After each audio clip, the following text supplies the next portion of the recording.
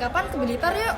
Ngapain kita ke Blitar? Ke rumah kelahiran Soekarno. Emang iya, di mana? Bukannya di Surabaya ya? Loh, terus yang di Blitar tuh apanya?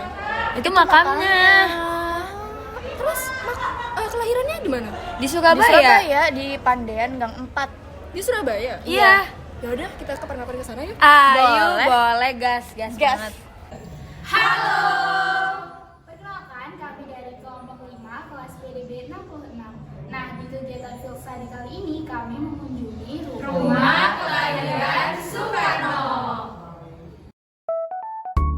Kelompok kami mengunjungi rumah masa kecil Soekarno, tepatnya di Jalan Pandian 4, nomor 40, Peneleh, Kecamatan Genteng, Kota Surabaya.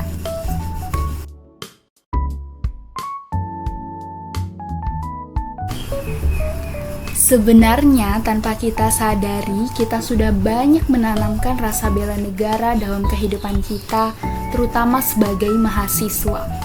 Namun saat ini kami memilih untuk melakukan studi lapangan di rumah kelahiran Soekarno ini, dengan harapan kita bisa lebih mengenal salah satu tokoh yang memiliki jasa besar dalam kemerdekaan Republik Indonesia, sehingga kita dapat meningkatkan rasa bela negara kita dengan mengenal lebih jauh kehidupan Bung Karno.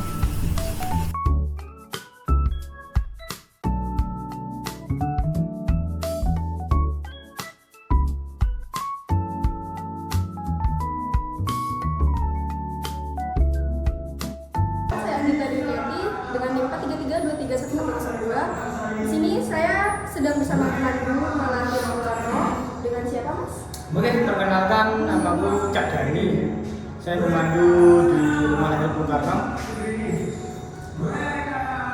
Untuk pertanyaan yang pertama, kapan bangunan ini dijadikan sebagai museum?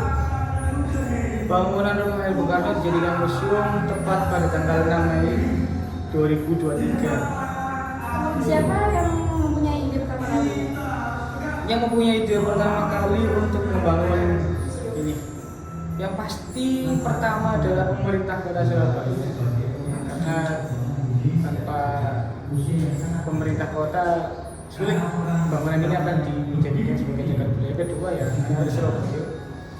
Kalau untuk ide personalnya siapa saya kurang begitu tahu, karena memang Pak Eri Cahyadi sendiri yang pada saat itu membantu presiden.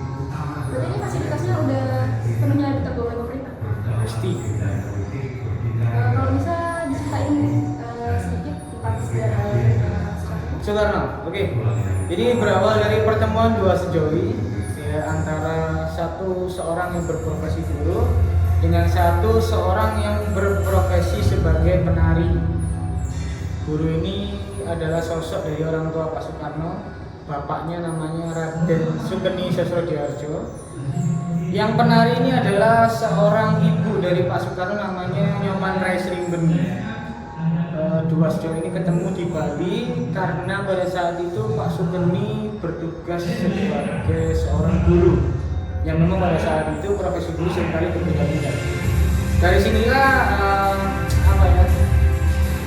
jalanan sama kulino penting Krishna begitu kan bahasa kita wali-wali. Akhirnya mereka menikah meskipun banyak tentangan karena berbeda agama. Akhirnya sempat melahirkan anak pertama dari Pak Soekarno namanya Bu Soekarmini. Ini anak pertama yang pada saat itu lahir di Singaraja bulan Maret 1898 itu di Bali. Namun gak lama berselang karena ada tugas lagi pindah di Surabaya. Pada saat itu ngajar di Inland School, sekarang namanya SD Sulung. Pak Sugeni mengajar di Surabaya. Kemudian pada saat itu Bu Srimben juga sedang hamil. Nah, tepat pada tanggal 6 Juni 1901 Kusno lahir. Kusno itu nama kecilnya Pak Soekarno. Kusno Sosrodihardjo yang berarti orang yang menyukai ilmu pengetahuan. Cuman dalam perjalanan kehidupan daripada Kusno kecil ini nggak selancar yang dibayangkan orang. Kenapa? Karena pada saat menuju ke tahun 1905 Pak Soekarno seringkali sakit-sakitan. Ini mungkin banyak yang mengatakan karena terlalu berat nama atau mungkin karena sering pindah-pindah bersama seorang guru atau bapaknya, itu sehingga membuat anak kecil yang pada saat itu sedang rentan itu seringkali sakit-sakitan yang mengharuskan pada saat di tahun 1905 di Tulungagung nama Krisno diganti menjadi Soekarno, yang berarti su-nya itu baik, karnanya diambil dari kata sosok Adipati di cerita wayang Mahabharata. Adipati Karna, anak dari Dewa Kunti, Ibu Kunti dari Dewa Surya, saudaranya Pandawa. Itu kenapa disematkan, karena Pak Sukeni selaku bapaknya itu ngefans banget sama profilnya Adipati Karna, sehingga nama Karna disematkan di nama Su-nya, jadinya Soekarno, penyebutan bahasa Jawanya. Sehingga setelah sampai pada saat itu beliau sekolah sampai SMA, ceritanya begitu di rumah Raden Bung Karno, yang kemudian beliau balik ke Surabaya, namun tinggal di rumahnya Hojo Pramila. Jadi itu sejarah singkatnya dari Soekarno. Terus pesan dari Masnya sendiri buat generasi muda yang mungkin nggak tertarik tentang sejarah itu. Apa ya? Generasi muda itu luar biasa pinter-pinternya, karena nafasnya sudah teknologi ketika lahir. Cuman sayangnya mental, termasuk cara menyikapi kebudayaan, cara menyikapi sejarah lebih-lebih itu kurang ya.